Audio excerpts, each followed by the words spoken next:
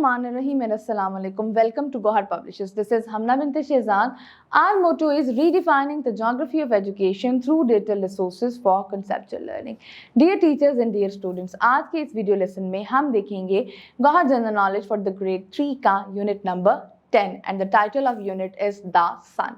तो सबसे पहले रीडिंग करते हैं. Page number 81. What helps us see things around us? हमें क्या चीज़ मदद करती है कि हम अपने इर्द गिर्द की चीज़ों को फाइंड कर सकें? Obviously light. और लाइट कहाँ से आती है? लाइट, दिन की जो रोशनी होती है वो हमें सूरज से मिलती है. तो let's start reading. Light. Some objects give off their own light during the day. The sun is the main source of light. The light from the sun warms the land, air and water. Beside the sun, stars, lamp and fire also give off their own light. जी, दुनिया में जो natural source of light है दिन के वक्त वो हमारा सूरज है. सूरज मेन सोर्स है जो कि हमें लाइट देता है. सूरज की जो रोशनी होती है वो ज़मीन को, पानी को और हवा को गर्म भी रखती है. सन के अलावा यानी कि सूरज के अलावा भी कुछ हमारे पास ऐसे सोर्सेज हैं जो हमें लाइट देते हैं, जैसे कि हमारे पास बल्ब्स हैं, स्टार्स हैं, लैम्प्स हैं और आग भी है. पेज नंबर 81 पर हम एक्टिविटी देखते हैं. Which things give of their own light, circle them. Candle है, एक लालटेन है, आप उसको सर्कल कर सकते हैं. बल्ब है एंड टॉर्च है. Then page number 82. Sunrise and sunset. The sun seems to rise in the east each morning. It appears higher and higher in the sky. When it is over our head, it is the noon. Then it appears to the sink in the west, and the end of the day, the sun appears to set in the west. जी, कि हमारा जो sun rise होता है, सूरज जो निकलता है वो मशरिक से निकलता है और दिन ब दिन आहिस्ता आहिस्ता ऊपर चला जाता है. जब ये बिल्कुल हमारे सर के ऊपर होता है, ये दोपहर का टाइम होता है और फिर इससे आहिस्ता आहिस्ता ये मशरिक की जानिब मूव करता है और वहाँ जाकर ये गरूब हो जाता है. Actually the sun does not rise और सेट का मतलब है कि जो सूरज होता है वो ना तो निकलता है और ना ही गरूब होता है. It is earth that moves around its axis from west to east. This movement causes day and night. The part of the earth that faces the sun has a day, the other part has a night. Earth moves around the sun in its orbit. This movement causes the season. जी, अब seasons की picture भी देखिए.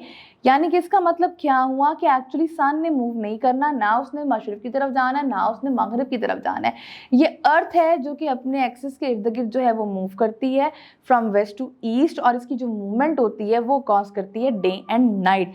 जो ज़मीन का हिस्सा सूरज के सामने होता है वहाँ दिन होता है और जो दूसरा पार्ट होता है जो कि उससे मुख्तलिफ सिमत में होता है वहाँ पे रात होती है.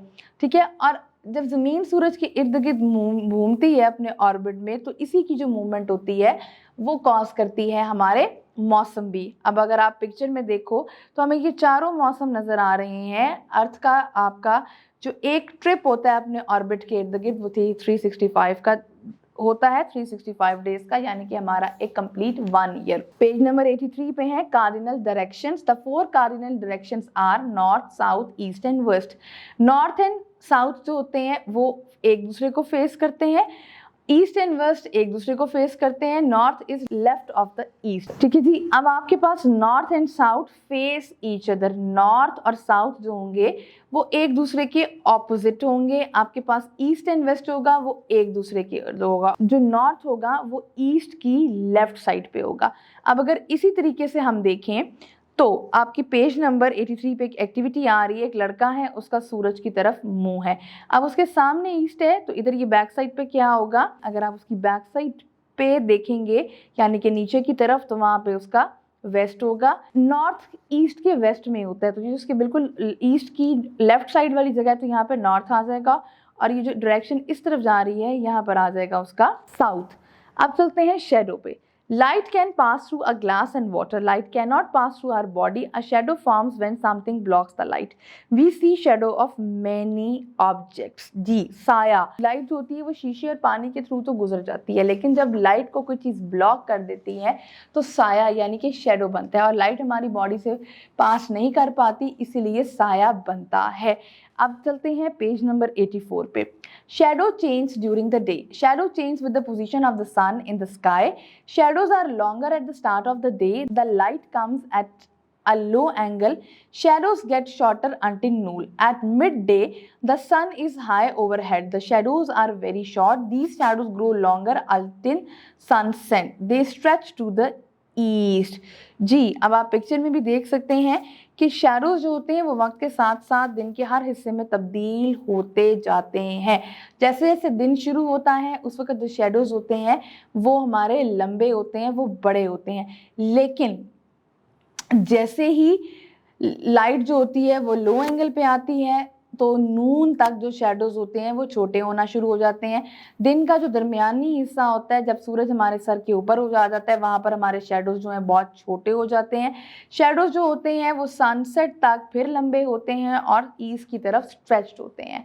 अब इसी तरीके से पेज नंबर 85 पे एक एक्टिविटी है, एक्टिविटी नंबर 1 है।